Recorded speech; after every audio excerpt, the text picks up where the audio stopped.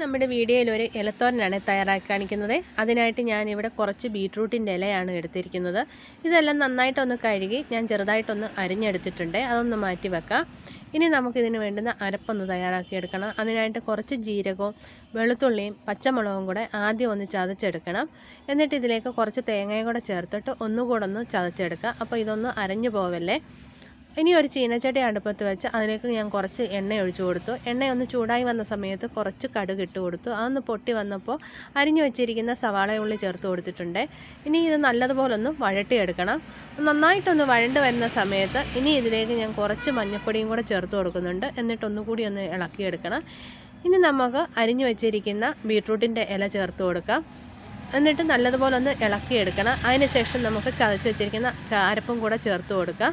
ഇനി ആവശ്യത്തിനുള്ള ഉപ്പും കൂടെ ചേർത്ത് നമുക്കിതൊന്ന് മൂടി വെച്ച് വേവിച്ചെടുക്കാം.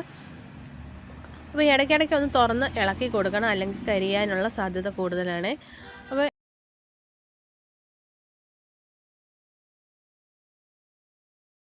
ബീട്രൂട്ടിൻ്റെ ഇല ഇപ്പോൾ ഏകദേശം റെഡിയായി വന്നിട്ടുണ്ട്. ഇനി മൂടിയൊക്കെ തുറന്ന് നമുക്കൊന്ന് ഇളക്കിയിട്ട് കൊടുക്കാം. അപ്പോൾ ഇളക്കിയെല്ലാം ഇട്ട് ഇതിലെ വെള്ളമെല്ലാം ഒന്ന് വറ്റിച്ചെടുക്കണം. അപ്പോൾ നമ്മുടെ ബീട്രൂട്ട് ഇല തോരൻ ഇവിടെ റെഡി ആയിട്ടുണ്ട്. എല്ലാവരും ഇതുപോലൊന്ന് ട്രൈ ചെയ്ത് നോക്കണേ.